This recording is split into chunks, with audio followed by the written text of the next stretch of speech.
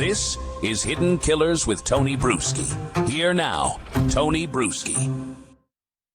There's a moment in every high-profile murder case where the story stops being about guilt or innocence and starts being about power. And for Donna Adelson, that moment came long before the verdict, before the jury foreperson stood and said the word guilty. They didn't quite say it like that, but you know what I mean. It began the day she decided that control mattered more than conscience, that perception was worth more than truth, and that her family's will would always outweigh the law. Now convicted and serving life in a Florida state prison, Donna's new obsession is the only kind of control she has left. The appeal. It's like, the aristocrats, we're here. 5 people got that joke. It's the one arena where the narrative can still be manipulated, where she can convince herself that the system got it wrong, not because the evidence was weak, but because in her mind, she never truly loses. But appeals are not emotional exercises. They're the coldest form of legal review imaginable. And they take a long time. And the clock is ticking, Donna. You're 75, 78? She's up there. Clinical, procedural, unfeeling. And the truth is, Donna Adelson's path to a retrial isn't some hidden corridor of hope. It's a narrow, uphill legal labyrinth where few make it through. Her defense team already tried the first step, filing a motion for a new trial right after the verdict. It is a routine move that is not unusual, but in this case, it was shot down quickly. The judge ruled the evidence was strong, the verdict was fair, and that speculation wasn't what convicted her. Facts were. Woo! Facts. Donna doesn't like facts. And that ruling tells you everything about how this next phase will go. The appeal process doesn't care about whether you cry in court or whether the cameras catch your daughter refusing to look at you. It's about the record, the transcripts, the law. Every appeal starts with one central question. Did the trial court commit a reversible error so significant that it stripped the defendant of a fair trial? You got to look at these things. For Donna to get a new trial, her lawyers will have to convince an appellate panel that something went so wrong that the conviction itself cannot stand. It's not about emotion. That's about precision. And have you seen her attorneys? Have you seen Jackie Fulford, who operates out of a crematorium? Yes. I feel she's in good hands, too. They'll go line by line through the trial record, jury instructions, evidentiary rulings, witness admissions, looking for cracks. Did the judge allow something prejudicial that shouldn't have been heard? Did the prosecution misstate a fact during closing arguments? Did a juror step out of line on social media or fail to disclose something important? All things that should be looked at. And whether you think she's guilty or innocent, these are things that every person, whether they are in fact guilty or innocent, are entitled to in a fair trial. You can't have these outliers going on. You can't have inappropriate things happening in your courtroom. Take Alec Murdaugh, for example. The Becky Hill incident. You know what I'm talking about? Becky Hill accused of unfairly influencing jurors' decisions during the actual trial, telling them to pay attention to certain things. That's the allegations anyway. He's fighting that in appeals. And in reality, as much as I think Alec Murdaugh should be locked away for the rest of his life, he should get a new trial because these things cannot happen. There was, in fact, one juror whose online post after the verdict sparked some minor headlines, a TikTok-style comment that made defense attorneys furious. They said it proved bias, misconduct, contamination of the deliberation process. The judge disagreed. He ruled that whatever the juror said after the fact did not impact the fairness of the trial, and he's probably right. Appellate courts rarely intervene on that kind of claim unless the misconduct happened during the trial and influenced the actual deliberations. So that avenue, while it will likely appear in her appellate brief, probably goes nowhere. The defense will also revisit its core argument that there was no direct evidence Donna ever ordered Dan Markel's death. No wiretap where she says, do it. No text saying, "This is the plan." What there was, and what convicted her, was a network of communication, money and motive. A family triangulating how to solve a custody dispute by removing an obstacle. The prosecution called it conspiracy. Donna calls it coincidence. Her lawyers will likely argue that the verdict rested too heavily on interference and that the state built its circumstantial puzzle and told the jury to imagine the missing pieces. But appellate courts don't reweigh evidence. They don't sit down and ask, did the jury believe the right person? They ask, could a rational jury, given the evidence, have reached this verdict? And the answer there will almost certainly be yes. Because a paper trail didn't need to spell out murder. It spelled out coordination, conversations about paying people, timing of phone calls, aligning with surveillance, Donna's own reaction when undercover agents bumped her, her calm panic, her coded language, the family's sudden talk of leaving the country, going to the airport with one-way tickets to Vietnam, a non-extradition country. These are not things appellate judges overlook. They see them as the backbone of a fair conviction. It's funny because so much of this case, so much of the guilt, so much of the evidence happened after the crime. And that's the case in so many stories. It's the actions after the crime that end up getting the person convicted. Her defense will comb through everything: the jury selection process, the exclusion of alternative suspects, the way certain testimony was framed. They'll raise the specter of cumulative error, that maybe no single mistake doomed her, but together they created an atmosphere of bias. It's the Hail Mary of appeals. It almost never works. Courts tend to see it as a grab bag of complaints, a last attempt to paint a clean trial as dirty. What makes the whole next chapter so fascinating, though, isn't just the legal mechanics. It's the psychology behind them. Because appeals like this, especially for people like Donna Adelson, are not purely legal moves. They are existential ones. For someone who's spent her entire life maintaining an image, the successful matriarch, the benevolent mother, the woman who ran everything from the family finances to the family narrative, losing control is worse than losing freedom. And in prison, control is currency. You control your appeal, your correspondence, your visitors. You control how the story is told on the outside. For someone with narcissistic traits, and it's hard to read, Donna's public behavior without seeing some of them, an appeal isn't just a legal remedy, it's a psychological lifeline. Narcissists don't process guilt the way most people do. They interpret accountability as an attack, consequence as betrayal. So an appeal gives them what they crave most: a chance to reframe the narrative, to claim persecution. Oh, Donna's good at that. Instead of culpability. To say, I didn't fail. The system failed me. And so did all of you children. You horrible bastard. Okay, she didn't quite go there, but that is why her appeal, win or lose, will tell you as much about her psychology as it will about her legal strategy. The truth is, her legal odds are slim. Florida appellate courts are notoriously reluctant to overturn murder convictions unless the record shows blatant judicial error or constitutional violations. Her trial judge ran a tight courtroom.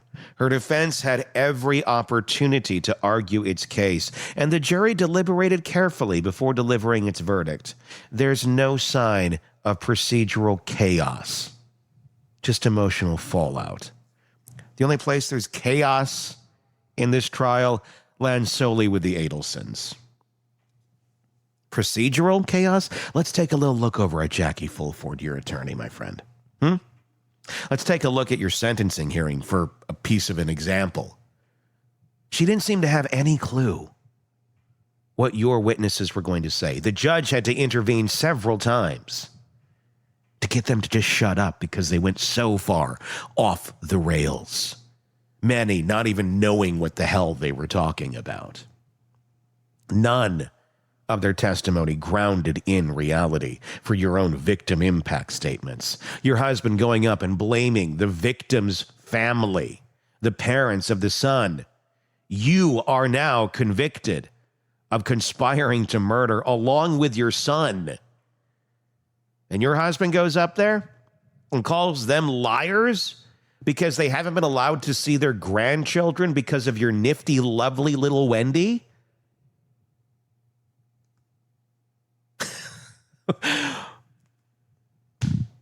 Aren't narcissists neat? That's all I can say. I mean, at the end of the day, you look at these people and you just go, what the hell is going on? And if you study narcissism and narcissists, you go, oh my God. The hat tricks they're playing in their minds to allow the things that come out of their mouth to come out are quite stunning. I can't imagine a brain quite working like that. It's just, oh, you go from, wow, and then they get into I didn't see the hoop of fire coming. But to them, it's just like, of course, the hoop of fire's next. That's what we're going to do next. It's the next move. What Donna's team will likely do is file a meticulously detailed appellate brief, citing each ruling they believe crossed the line. Maybe the judge's rejection of certain testimony or a perceived imbalance in how closing arguments were handled. They'll argue that jurors were swayed more by emotion than evidence, a risky angle considering that her own demeanor in court often radiated the very emotional coldness that alienate juries. She's mad because the emotions that she expelled in court, that she had to be called out for, didn't work. So you're going to argue that emotions came into play when you were overly emotional, clearly trying to influence the jury with your emotions, by emotions, to hit their emotions, that that's going to be an argument? Good idea. Let's see Jackie argue that one in the men's pantsuit that she bought from Ross. Because while the law doesn't judge personality, juries do. And Donna Adelson's courtroom behavior was a masterclass in controlled defiance. Eye rolls, whispered remarks that barely contained contempt for anyone who dared to hold her accountable. It wasn't what she said. It was that she couldn't stop showing that even in the face of overwhelming evidence, she still believed she was smarter than everyone else in the room. Appellate judges will see that too, not in her face this time, but in the tone of her filings. They'll see a woman still trying to litigate her image instead of her innocence. If she loses the appeal, which she very, very likely will, she can ask for a rehearing, petition the Florida Supreme Court, maybe even file a federal habeas claim claiming constitutional violations, and deliver it with banana bread. The same recipe that she would feed Danny because she loved him so much. Each step narrower, colder, and more remote than the last. Each one requiring her to face a reality that the world she built, the one where Adelsons never lose, no longer exists. Meanwhile, the rest of the family story continues unraveling. Her son Charlie is already in state prison for his role in the plot. Wendy, the daughter at the center of the custody war that sparked all of this, is still walking free, but under the kind of scrutiny that never really ends. Every public move she makes, every interview, every whisper of a new development, it all comes with the question, did she know more than she let on? And somewhere in between all of them sits Donna, the gravitational center of a family orbiting around ruin. That's what makes this case so psychologically gripping. It's not just about one crime. It's about the anatomy of control, about how narcissism, when left unchecked, metastasizes into entitlement, and entitlement into justification. Donna didn't need to pull a trigger to be dangerous. Her power came from belief, the unshakable conviction that she was the smartest person in the room, that the outcomes would be engineered, that morality was optional if the motive was family. And in that sense, her appeal is the perfect mirror for her life. If not really about justice, it's about control, about trying to rewrite the script. One more time. One more time. Yep. Can't you just see Donna jamming out to that in her prison cell? Ladies, I brought some compact discs in. This is Now That's What I Call Music Volume 2, which I believe was actually on Now That's What I Call Music Volume 2. But here's the reality. Appellate courts aren't built for people like Donna. They aren't swayed by manipulation or image. They deal in the one currency she can't counterfeit: accountability. Forensic psychology tells us that when narcissistic individuals are finally confronted with immovable systems, courts, prisons, laws, they often experience something called narcissistic collapse. And it's beautiful to watch. That's why so many of us are sitting here watching her in that cage of a van being transported, because, oh my God, they got one in a cage. Didn't skirt off to destroy others' lives. They finally got one. It's that psychological implosion that happens when their grandiose self-image collides with undeniable reality. They can't reconcile the two, so they retreat into delusion, grievance, or victimhood. And that's where Donna is headed. That's where Donna lives. She'll tell herself that her lawyers failed her, that the jurors were biased, that the media poisoned the well, those damn podcasters, that she was misunderstood. It's all part of the same internal defense mechanism that's been running for years. Because if she admits the truth, if she faces what she actually did, the entire structure of her identity crumbles. Narcissistic collapse. That's the thing about narcissistic accountability. It isn't just about punishment. It's about exposure. It's the moment when the mask comes off and the person who spent a lifetime manufacturing perception is forced to live in the truth. Donna Adelson's road to a retrial isn't a redemption story. It's a reckoning. It's the final desperate act of someone who can't live in a world where she isn't the author of her own reality. And whether her appeal succeeds or not, and all the signs point to not, the outcome won't change what the case revealed. It showed how power turns corrosive when built on manipulation, how love can be weaponized in the name of control, and how even the most sophisticated lies eventually collapse under the weight of simple human truth. In the end, no appellate ruling can give her back the one thing she spent her life protecting, the illusion that she was untouchable. But once the mask slips, once the verdict is read, once the prison door closes, the narrative stops belonging to her. And for Donna Adelson, that's the real life sentence, not the one written on the paperwork, but the one written in every person she tried to control.